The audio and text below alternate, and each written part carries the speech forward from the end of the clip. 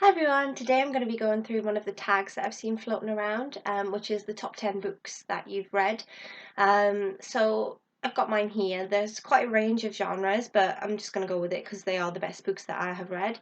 In no particular order, I'm just going to start with whichever one's on the top of my pile, which is Little Girl Lost.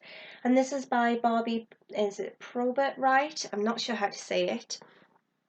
But this is a book about the Second World War, and it's a true life story about two sisters who were they were in Germany, and it's basically it opened my eyes a lot more to the war and the effects on the other side, because normally you see things on TV or you read books or anything like that, and it's all about the Allied side. Whereas these are two German girls who are just normal girls, just exactly the same as anybody else who was sort of caught up in war. And it goes through their experiences of the invasions and all sorts of like bombings and their sort of um, how their country got so war torn and how they ended up sort of separated from their family. And it's a really inspiring tale of two girls who walked across the country to find their mother. It's a very powerful story. It really introduces you to sort of the thoughts and feelings of people on the German side, which you normally don't see and you normally don't hear about anything to do with that. It's everything sort of one-sided. And it really helped me sort of envisage what people on the other side went through and how hard it was for them too. Um, because we tend to sort of look at the war as in it was them and us, but really there were a lot of people that were caught up in it that shouldn't have been caught up in it the same as on our side too. And it was just such a good read, and it's a really inspiring story because they went through so much and they travelled so far to try and find their mother again, and all of the different encounters that they have, and they're just, I think it's one of the most inspiring stories I've ever read in my life. I read a lot of sort of true life stories and things, um, and I do think has to be one of the most inspiring ones that I've read. So yeah, we'll move on from that before I say inspiring anymore, but it is brilliant. Second is it's Blood Games by Richard Laymon. I do like a good horror story now and then, and this is pretty much as good as it gets for me. It's about a group of friends who met in college, and it's American. They met in college and they meet up every year, and they do one activity that one of the girls picks. And one of the girls is a horror buff, so she picks going to stay in an old holiday lodge, with like sort of log cabins and things. But apparently there was a murder there years ago and it all got shut down, and so now it's just this derelict sort of old sort of camp left out in the middle of nowhere. So they all go, and it sort of cuts back and forth between how they met and how they made friends and all their different personalities and all the different various things that they've done during the years, and what happens when they go on this particular trip, which is obviously a horror. And it's really, really good. I mean, one of the things about Richard Laymon is he does write really graphic books, and some of the things in his books are quite hard to read. And there's a lot of sort of sexual violence and things in his books, which can be a little bit much sometimes. And you get a really good story from Richard Laymon. And so yeah, that is one to pick up if you're into horrors and things. Next up, we have a childhood favourite, which was it's Enid Blyton, The Enchanted Wood. I don't know if you've ever read any of these when you were a kid. The Enid Blyton, The Enchanted Forest, and The Magic Faraway Tree and things. This is It's kind of cheating because this is a collection of the books: The Enchanted Wood, The Magic Faraway Tree, The Folk of the Faraway Tree. But the Faraway Tree sort of series is one of my favourite childhood books. Um, it's basically a group of children move to the countryside and they go into the woods and they feel like the woods are whispering and sort of using sort of childhood imagination. And it sort of reminds you of being a kid and wandering through forests and things and being sort of taken in by all of the sort of the mystery and intrigue that hides there. But they find a tree that they decide is a magic tree. And as they climb the tree, it turns out it is actually a magic tree, and there's loads of little like sort of fairies and things living in the tree. And at the top of the tree is like a portal to another world, um, which every week it sort of swings round and a new portal arrives at the top. and it's a really good read if you've got children. It'll be one to sort of get for them, but if you enjoy sort of kids books, that's one to try, because it's just so good. And it was, out of all of the books I read as a kid, it was one of the books that stayed with me and I have actually read again as an adult, which I haven't done with a lot of books from childhood. So I love this, and I do think it's one of the best children's books of all time. Next up is Forever by Judy Blume. This was one of the first sort of teenage novels that I picked up, just before I reached teenagehood myself, and it's about Catherine and Michael, two teenagers who sort of, it's a sort of a coming of age story about their, when they meet and they get their first boyfriend, first love. No, and I think the whole book basically is sort of centered around the sort of feelings between losing your virginity and the massive consequences that come with that, sort of emotionally and physically as well. And the whole book's based on the idea that you'll be together forever, which everybody thinks when they're a teenager and they meet their boyfriend or their girlfriend for the first time, that they will be together forever. And it's sort of based around that, and it's a very good coming of age story, and it's quite heart wrenching as well. It really tugs at your heartstrings and makes you think about life a bit. And it was a really good book for me as a teenager when I read it, and it it helped me sort of be prepared a bit for sort of growing up and how things might be in your teenage years and things. So I really enjoyed it, and it's been one that I have read again as an adult. So definitely one of my favourites there. Next up, we've got The Handmaid's Tale by Margaret Atwood.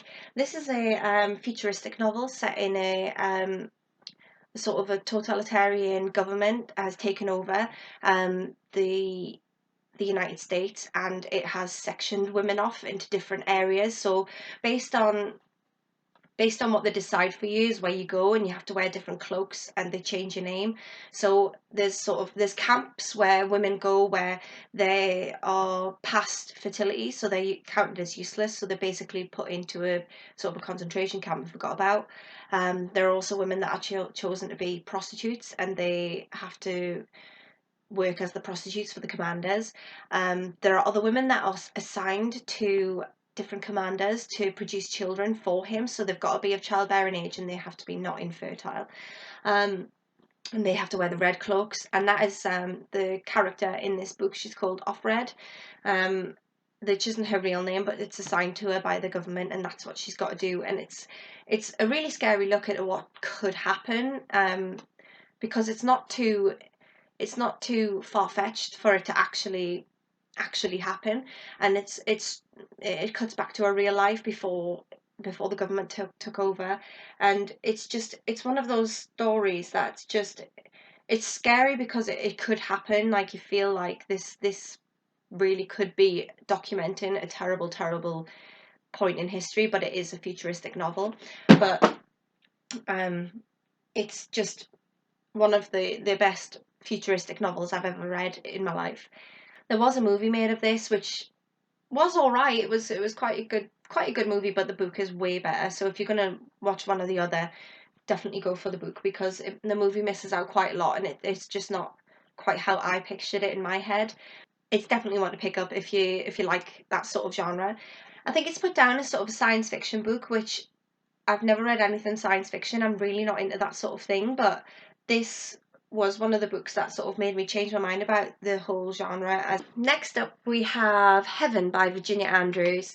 Heaven is a book about a girl who is called Heaven, which is an odd name for a girl, but it goes through, she lives in poverty in America, and she's got loads of brothers and sisters. She's got a dad that doesn't care, and the dad eventually starts to sell them off to just the highest bidder. And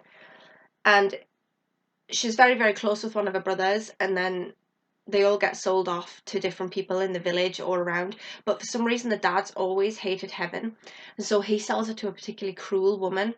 And the story sort of unfolds, and you find out why the dad has a thing against her, and you find out about Heaven and why she's slightly different to her siblings and why she doesn't look the same. And it's such a sad tale, but also a powerful one about a girl's struggle against the life that she was given, and sort of the life that she should have had. I won't say too much because I don't want to give it away, but this is a really, really good read. And when you find out about who her parents are, and the sort of the lifestyle and the background that she came from, and the lifestyle and background that she's living in, it's just, it makes you realize that just sort of a twist of fate can actually just change your whole life forever. And it is, it's one that I've revisited quite a lot, and it's one of the books, one of my all-time favorite books. I think this one, even though it's in my top 10, I would say this one has to be my number one favorite read of all time.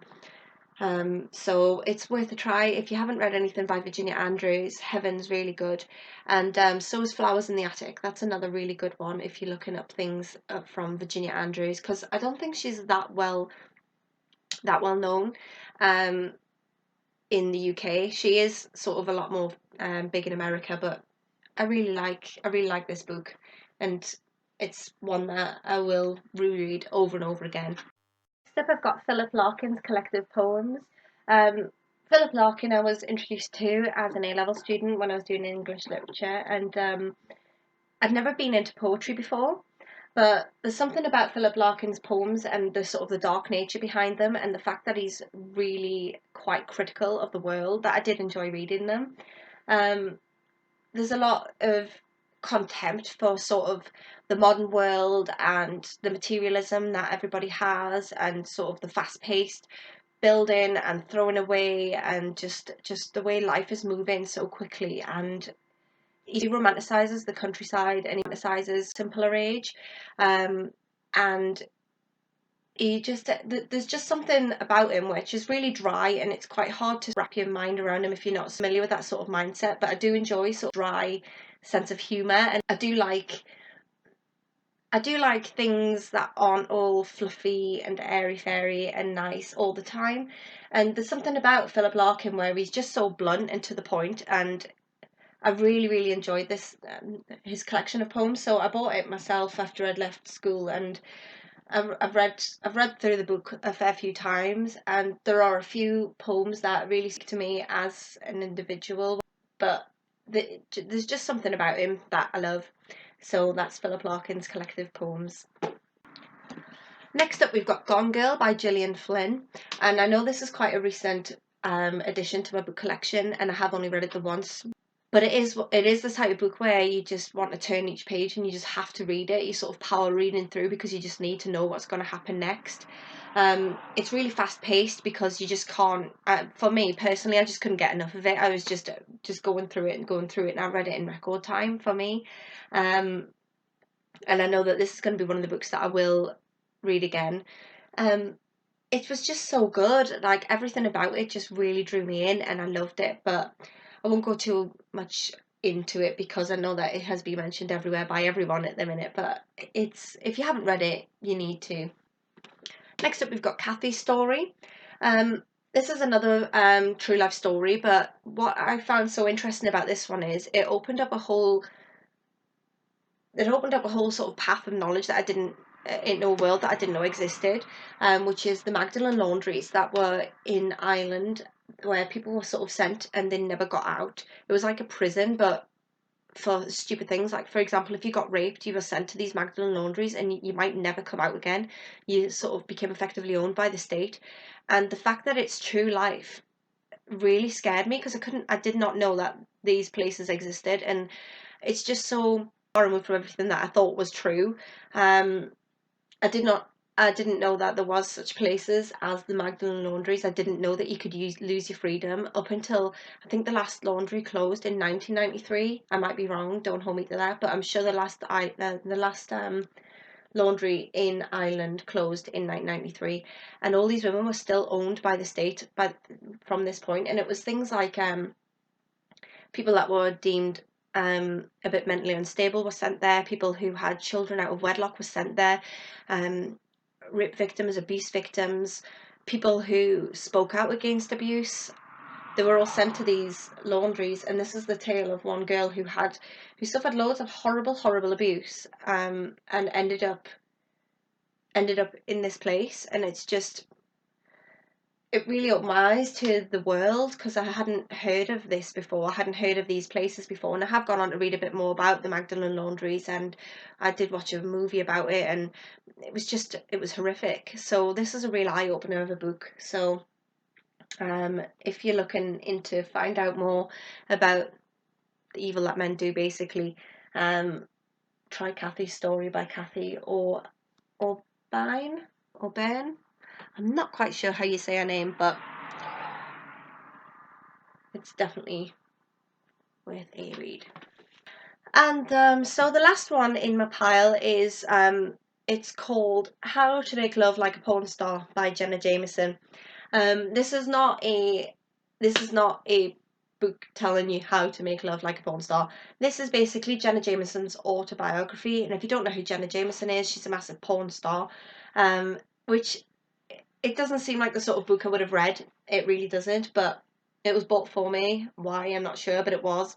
Sort of genre that you wouldn't really expect to delve into, or that you wouldn't expect to sort of feel an empathy or sort of an understanding or even a connection with a porn star.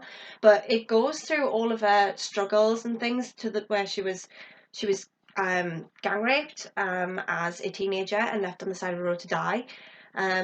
She had a massive drug problem. She had quite a hard life, and then she gets into stripping, which eventually leads into pornography, and how she sort of how she's turned it all around, and she's made everything work for her, um, and how she hasn't become your typical victim of the industry. Like when you hear these horror tales about people that have worked in the porn industry and terrible things that have happened to them. This is a story about how she didn't allow that sort of thing to happen to her, and how she sort of took control of her own sexuality and sort of became a very big known name in the porn industry. Um, so it's not a read for the faint-hearted, because it is very graphic and it does go into a lot of things that you might not want to know about. But to find out the other side of a person that goes through that sort of life interests me, because I do like to know the ins and outs of people's lives, in particular people that have got totally different lives to my own, and that I've got lives that I couldn't connect with, or that I couldn't sort of understand without reading a book like this. And it is quite a hefty book, but it's got a lot of pictures and things in it, and sort of she changes the writing style a lot. It goes sort of diary entries and sort of tick lists and things like that. It is an easy read, but it's also a very interesting read. So that has been a book that I've returned to a few times. I've not read it now for a couple of years, but I might read it again, because I do remember enjoying it and being quite intrigued. So yeah, that's How to Make Love Like a Porn Star. Um, so hope you enjoyed that. Thank you for watching. Bye.